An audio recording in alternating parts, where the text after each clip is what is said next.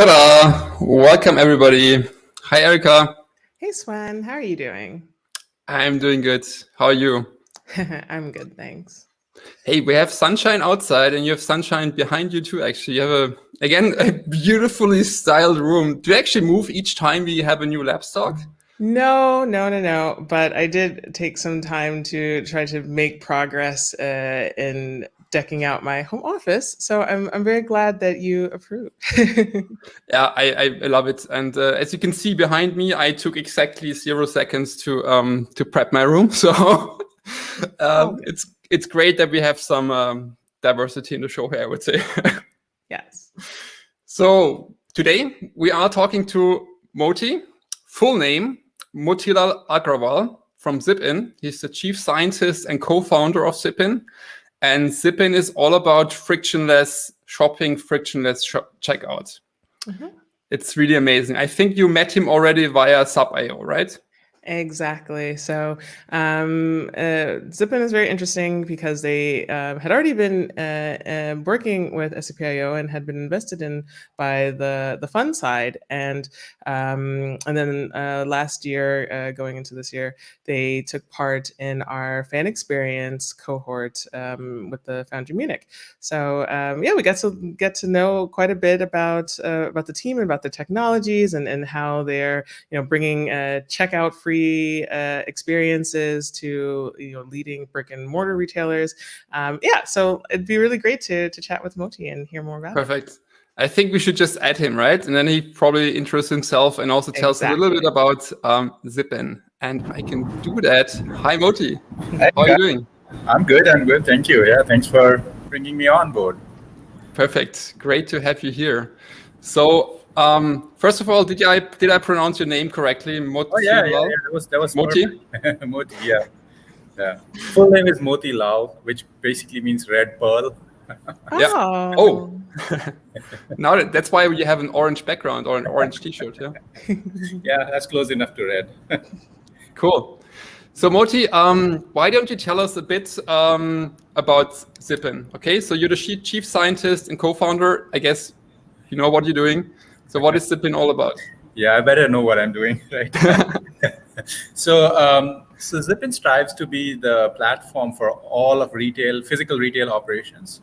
So obviously for now, we are focused on checkout experience, like eliminating the checkout lines, eliminating the friction behind checkout. But our longer term vision is to be the platform that provides all retail operations for efficiency, right? So we want to automate and analyze every aspect of physical retail, because it's the core question is, physical retail is not going to go, all of physical retail is not going to go away, right? But whatever is left of it or whatever is there, we have to optimize it so that customers have a great experience and retailers can maintain their margins, maintain their profitability, and stay in business. So that's the idea.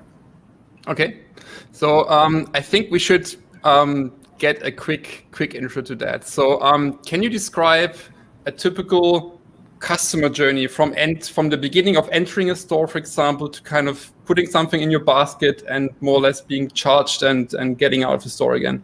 How can we do that? Yeah, sure. I can describe it, but I think it's better if I explain it using a video. So if you allow me, I have my cell phone here. I'm gonna try to simulate that. So let's see if I can.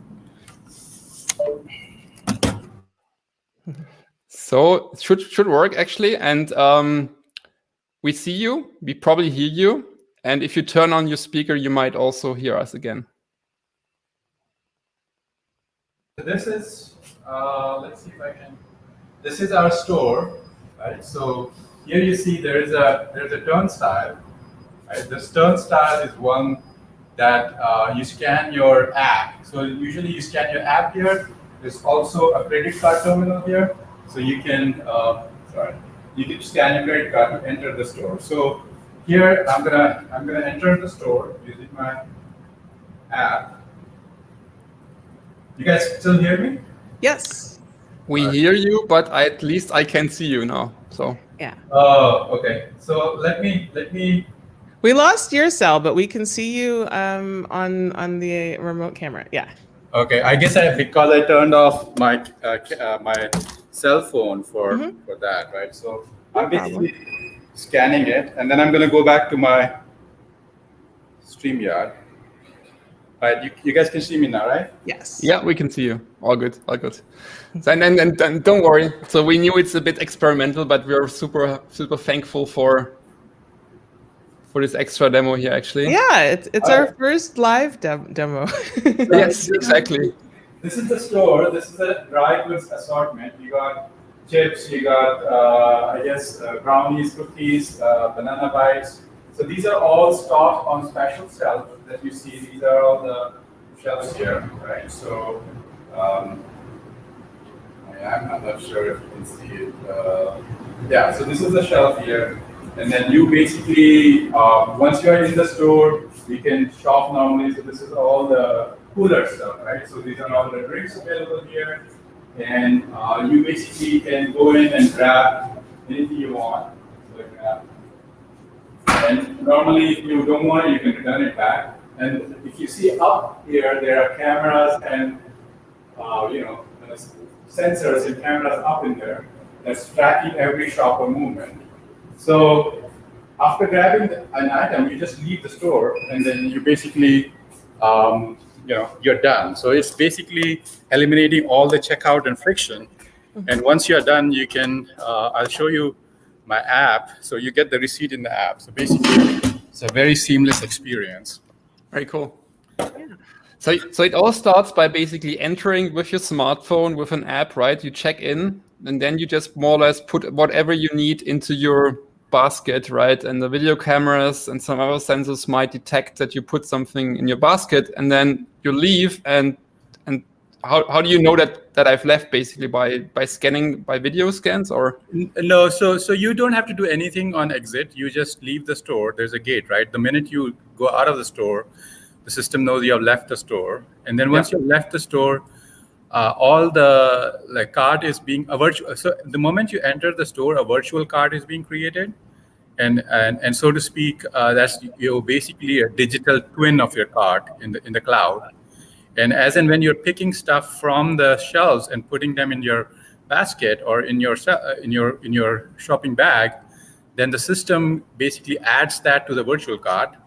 And when you leave the store, the virtual card is sent to the cloud, and you get the receipt in the app. Okay, cool. Love it. Yeah. And you showed us that it's also possible to scan your credit card. So for instance, if you don't have the app ahead of time, so then is the same thing happening where basically the digital card is then, I guess, billed to your credit card, and then you receive. Yeah. So what we've seen is that many people, they don't want to download a new app, or they don't want to use, they may not have access to cell phone, but they still want to enjoy the experience, right?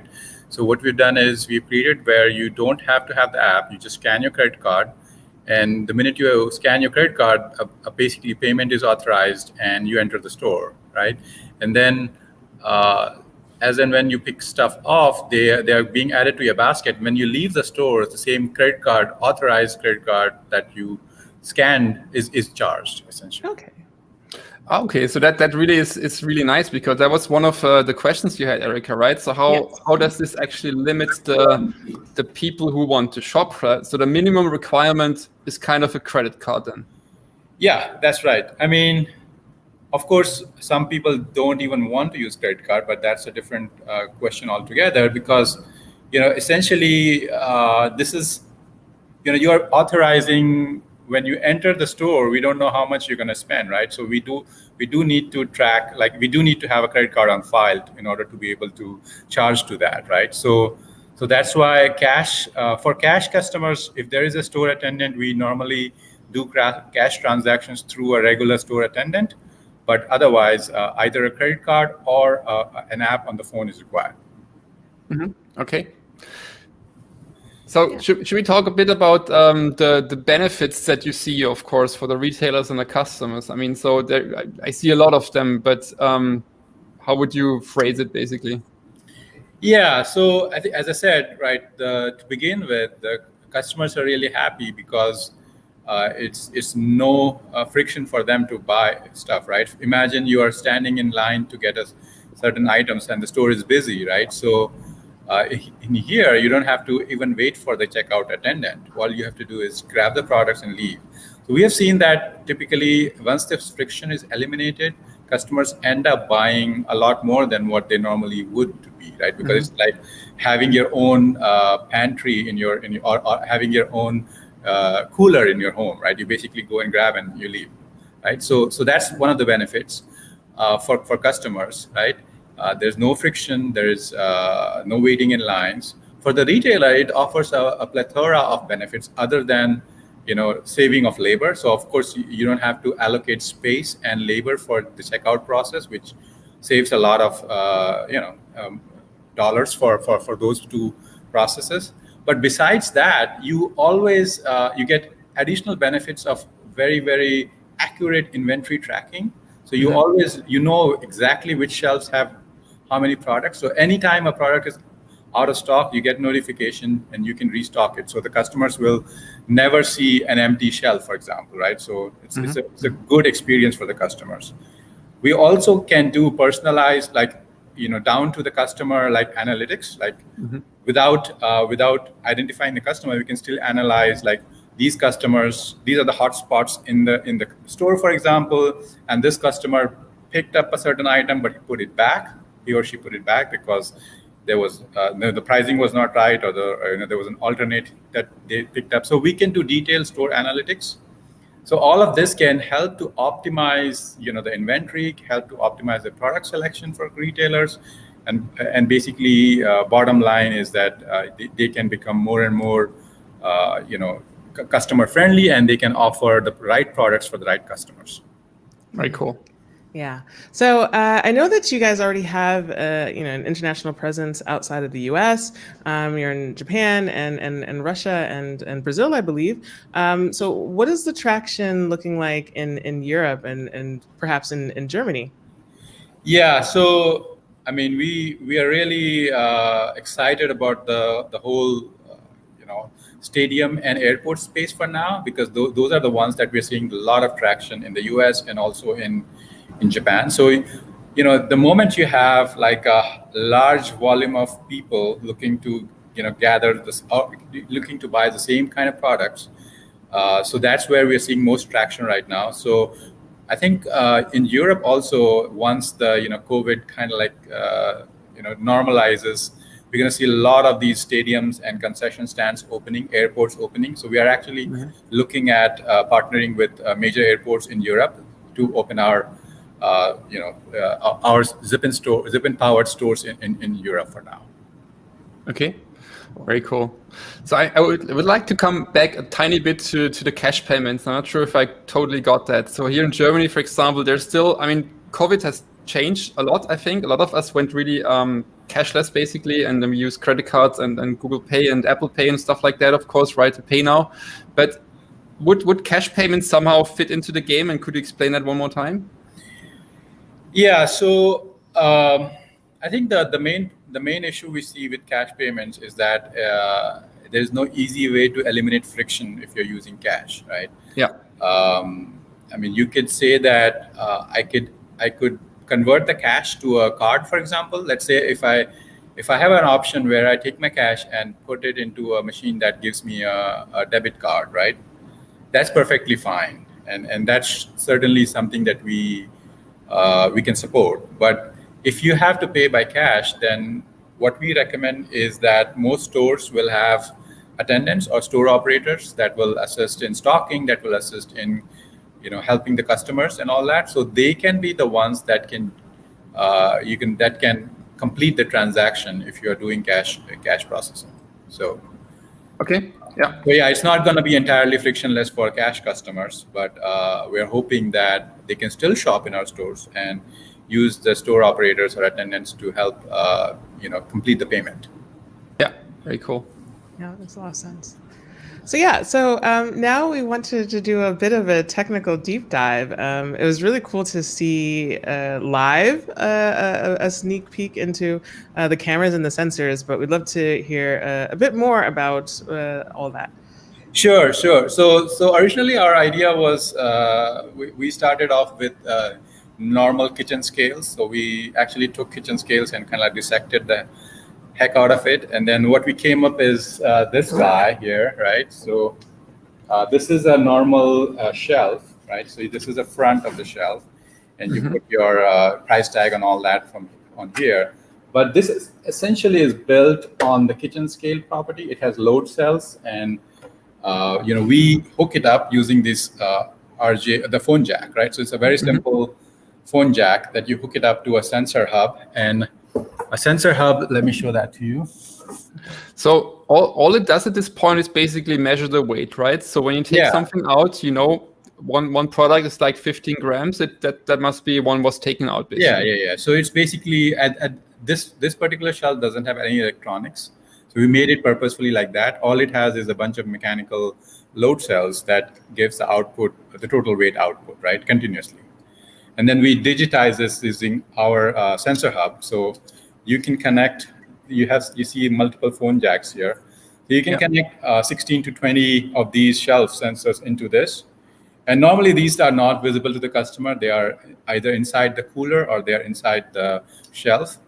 And this is basically our shelf sensor that aggregates all of these sensor hub that aggregates all of these sensors and kind of like puts it as an IoT in an IoT framework, right? So did I just see a Raspberry Pi, by the way? Oh yeah, there is a Raspberry Pi behind. Okay, cool. Yeah, no IoT is complete without Raspberry Pi, right? Exactly. Yes. It's the mother of all IoTs, I guess. No, I'm really amazed to see actually that you kind of solved that cable problem with like the standardized phone cables, basically, right? Which is amazing, actually. Yeah.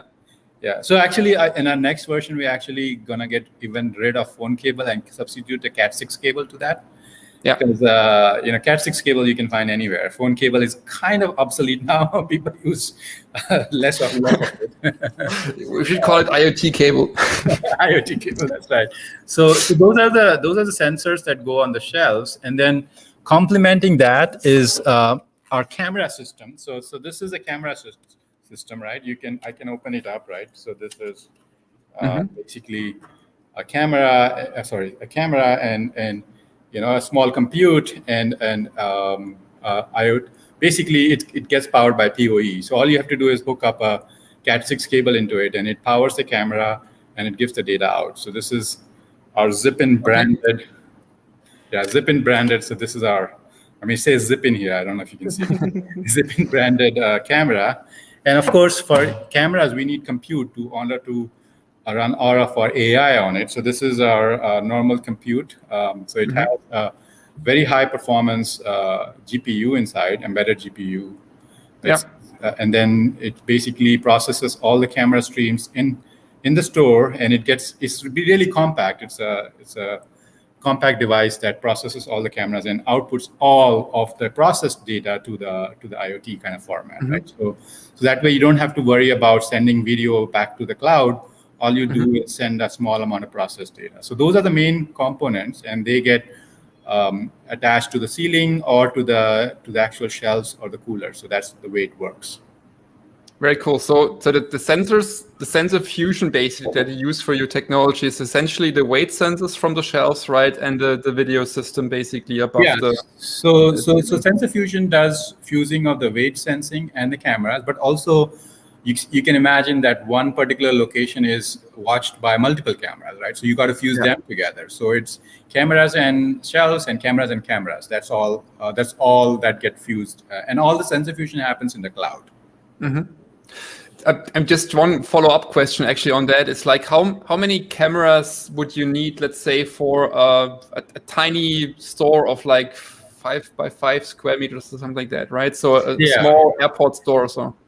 Yeah, so typically it is a function of the height of the ceiling, right? We don't want to the lower the height, you get less coverage. So assuming that we have high enough 10 to 12 feet ceiling, typically it can be done using 5 to 7 cameras. Okay, wow. Cool. So can you tell us a little bit like what exactly are the cameras processing in addition to, of course, the people moving around the store? Is there Right. any role that, for instance, facial tracking is playing in your system as of yet? Yeah, so essentially, if you look at the checkout experience, right, we want to be able to solve who picked what, right? So there's a who component, who is the one that associates a virtual card to a customer, right? And what component is the SKU or the items that somebody buys, and picking is the action, right? So these are the three main tasks for a computer vision or a deep learning based system, just to figure out who picked what. And so for who part, we do keep track of customers as they walk through the store, but no personally, we don't use biometrics, for example. We don't identify customers by the faces. As long as the customer is within the store, we keep continuous track of where the customer is and what they're doing in terms of their gestures. And when somebody's hand is going in, we recognize that activity or action. And if something is coming out of the shelf, we recognize the product coming out. So essentially, we're solving the who picked what problem. And once we figure that out using combination of the shelf sensor and the cameras, we put that item in that customer's basket. So essentially aggregating all the activities that a particular customer is doing into a basket, and then figuring out how much to, when the customer leaves, what that's the one that gets charged. Very cool. Yeah, makes sense. So you basically start tracking the customer from the top, right? When he enters and puts the app basically onto that check-in counter, or when he more or less swipes pins the credit card basically, right? Yeah, and then you so try to basically, follow that person so you know what's in the basket. Very Yeah, cool. imagine, you're basically tracking them as a blob, not as an individual identifiable blob, but this is a customer that checked in, and while you're in the store, we never lose track of you, right? So yeah, very cool. So when we look a bit at the software side, I mean, we talked about AI already or so, but essentially it looks like you can kind of integrate with all kind of shopping systems, right? So do you basically provide your services as an API and you can just hook into them, or how does it work? yeah, so it works both ways. Many of our stores are actually running using the Zippin app, but there are other stores, especially in Japan, where what we do is provide an API for whoever wants to use their own app, who wants to use their own backend and all that, right? So all we care about is these endpoints, where once a customer is entering the store, we expose an endpoint. This is the cart ID, or this is the payment ID, and we get the SKU from the customers, from the retailers, right? This is the SKU, and we don't even have to care about the price. We tell them at the end, this is the cart ID, and these are the list of SKUs that the customer walked out with. And then you go figure out your pricing, you go figure out the billing, you go figure out your customer returns or whatever, right? So so it's either way. So some of our stores are doing completely Zippin back end and front end. Some stores do not have that because they want to integrate their own systems. So we are flexible. Very cool. And I guess, sorry, I have to say that's basically the difference to Amazon Go, basically, right? I mean, you guys will integrate with whoever wants to integrate with you, right? So, We are pretty flexible, and we don't want to steal your data. We want to give you all the APIs that you want to use the data for. Excellent. So I think your technology is also, it's like a perfect example for digital twins, right? Because I mean, it looks like I could see multiple digital twins, right? I mean, you could take more or less create a digital twin on the customer, the products, or the store, right? So can you explain a bit how much digital twin technology plays a role for you? Yeah. So the first process we adopt is basically digitizing your whole store, right? So that means that we create a planogram of all the shelves and all the coolers, and we basically create the planogram in our dashboard, right? So what you have done is basically create a digital twin of your physical store using our mapping technique into the cloud. So that's the first digital twin that we do. So all the store is digitized, and it's in the cloud. So the next we digitize is the customer journey, right? So every time a customer enters, right, we digitize the customer track. Right. So the whole journey of the customer is available as in the digital world, and so we can keep track of the location, their activities and what products they've picked. So now both of them are digitized. Also, it's trivial to digitize the payment method because most of the time we have to use a digital payment method to anyway enter the store. So all these three, basically the digital store, the digital cart, and the digital payment that gets aggregated in the cloud, and there you go. There you have a digital solution for a physical retail store. Yeah, very cool. I think you probably didn't call it digital twin before, but it's actually also digital twin, right? So a natural digital twin, probably. Very cool. Yeah. So we discussed this a little bit. It's really getting into the semantics that Swen and I are both really curious about. So Swen had brought up a problem, I guess, or an issue with identifying different products. So you told us that a lot of times with the weighted shelves, you're able to tell them by the weight. No additional labels are needed.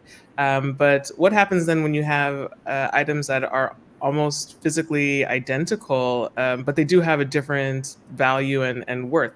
The example here would be a normal apple versus an organic apple.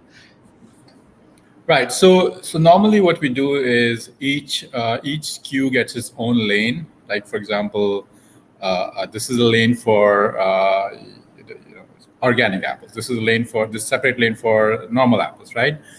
And normally customers don't mix it up, so it goes like that easy. But of course, if the customer mixes it up, right, you take a organic apple and put it in the non-organic section, right, and later somebody picks it up from that one, right? You have to be able to distinguish between those two apples, and it's really a hard problem, especially the weights could be the same, so you can't really tell the difference. So the way we do approach that problem is that if items are too visually similar, we actually recommend putting a camera readable codes. So it could be some packaging difference. So imagine the apples are normally put with an SKU, right, printed on them, but those SKUs that are printed on them is too small to be identified by cameras on the ceiling. So what we do is we recommend packaging it up into a let's say organic apple would be like a green box, right, or a green base and cover it up, like 2 or 3 apples like that. You combine that, and the non-organic one would be a red one, right? Mm-hmm.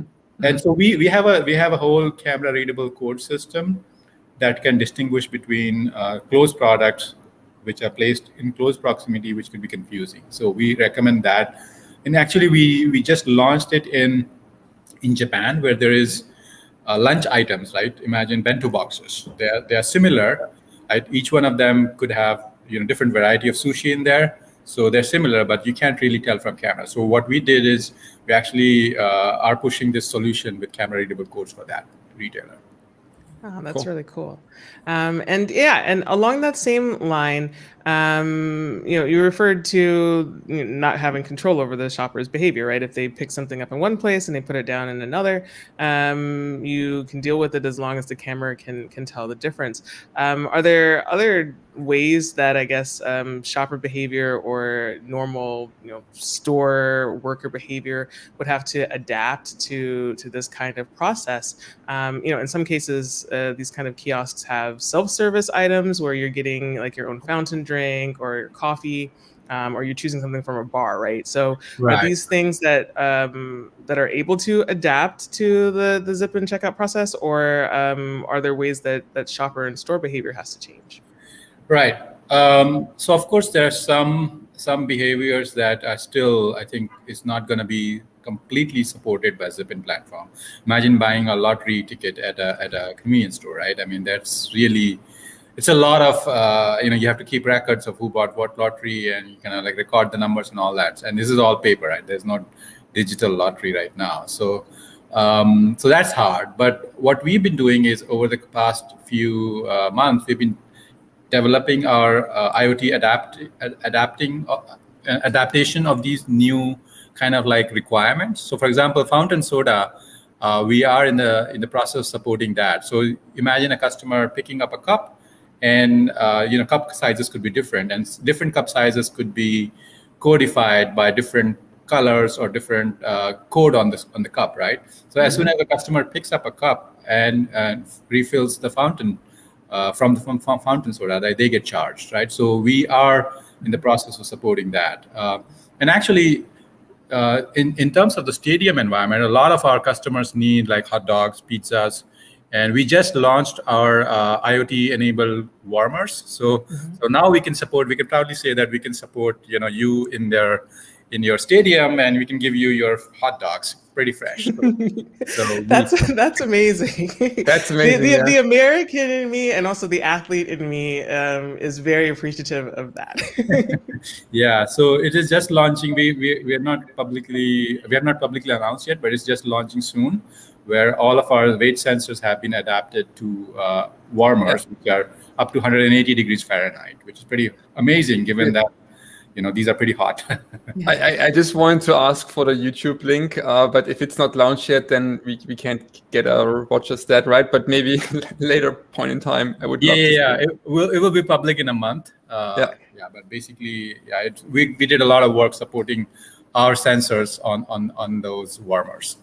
So the whole point is we are continuously evolving our solution to support all these use cases that we see in day-to-day lives of customers, and there will be some adaptation required for products that are very, very hard to support, but eventually we'll get there. Yeah. So there was one last thing along those same lines of evolving and adapting, right? And you'd mentioned it as one of the benefits for retailers is that this whole system gives them the ability to lessen the amount of in-store staff that they need. The flip side to that, of course, is the potential impact that it might have on the overall availability of jobs, and I'm just wondering if there has been really any kind of discussion around this. Is it something that you've observed from any customers or any stakeholders, or is there, I guess, a more positive way to think about that potential issue? I'd love to hear your thoughts. Yeah, so we've been approached by a lot of retailers because they actually care about their workers and they want to keep them safe, right? Especially during these COVID times. And what we're saying is that we are redirecting labor from checkout to providing better customer experience. So we do not foresee that any of our stores are going to be, staff without any staff. There's going to be a lot of staff that are needed for assisting the customers, helping give them a better experience overall, and answering their questions or customer experience, right? So our whole goal is that the whole customer experience for customers will get elevated by adopting our technology. And the staff can still stay on site, on store, and we can redirect them for more direct impact on customers, right? Without having customers to wait in line. Of course, this is not even feasible if you go look at the stadium store environment, right? You have, because, all these events happen in a short 2 or 3 hour time window, and it's just not physically possible to have so many of these lanes or so many of these stands open up at the same time to serve all the customers who are coming at halftime. So, right, in those cases, it's just not even possible to staff all those locations. So we actually giving the fans a better experience by not having to stand in lines, right? So that's the way. And you still need a lot of staff to cook all the hot dogs, cook all the pizza slices, and stock them up together as fast as they can gobble up, essentially. So yeah, we're not envisioning a future without people. We are envisioning future where people provide better experience to customers. And I think I've seen a pancake robot, but I've not yet seen the hot dog robot, to be honest with you. Yeah. No, but automation, that's really one of the major perks, right? It's not that's replacing people. It's allowing people to do things that are more people intensive, right? Yeah.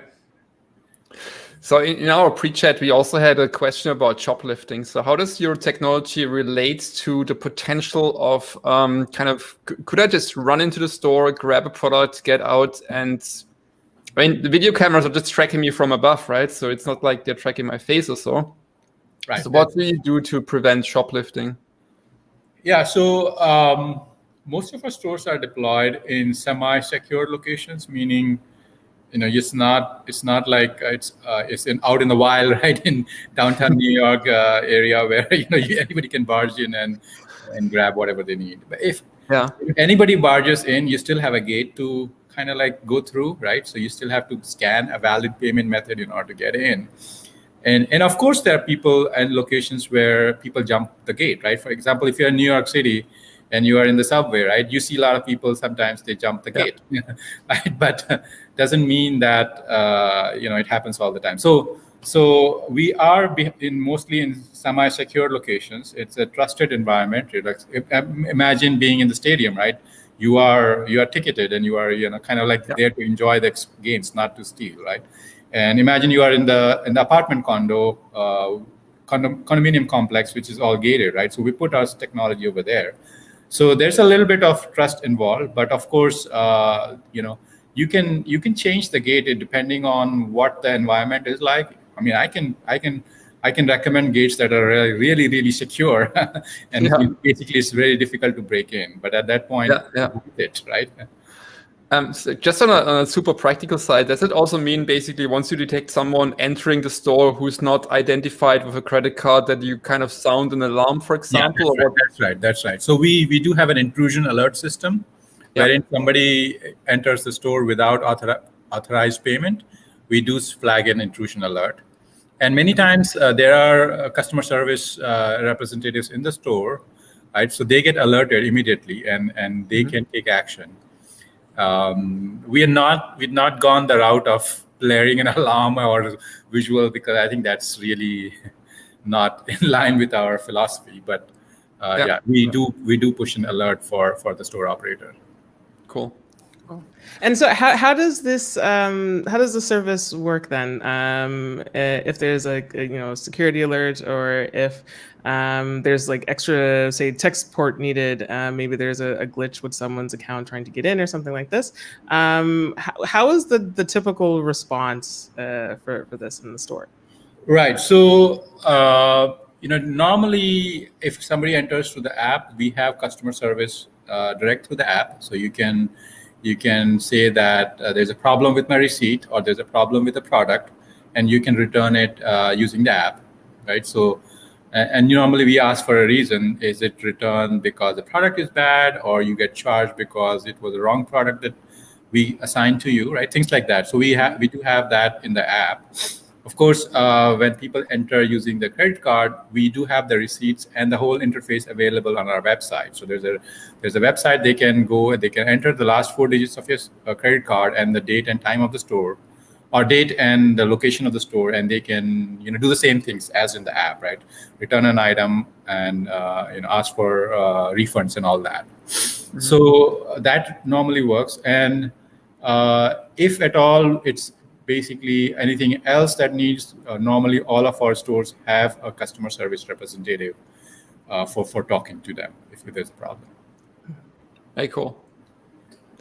So I think we are already, of course, like always, going over time, but we wanted to kind of wrap it up with some news that you might want to announce. I mean, you already announced that there's going to be a hot dog Zippin video coming, right? So so that's something I'm definitely looking out for, right? So that's going to be the scale elements that you talked about, right? That are able to be heated basically for these hot items, basically.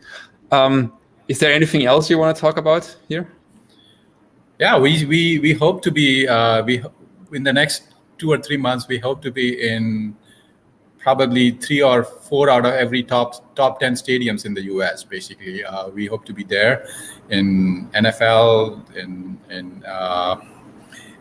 softball, baseball and basketball. So these and very soon you're gonna hear announcements from us in the big markets in major airports. So we are looking forward to airports, and hopefully I think it's going to be in Europe. And the first 3 airport stores that we're going to launch, hopefully it's in Europe. Yeah, we have some. I mean, they might reopen again after COVID. Let's see. So we have some in Europe.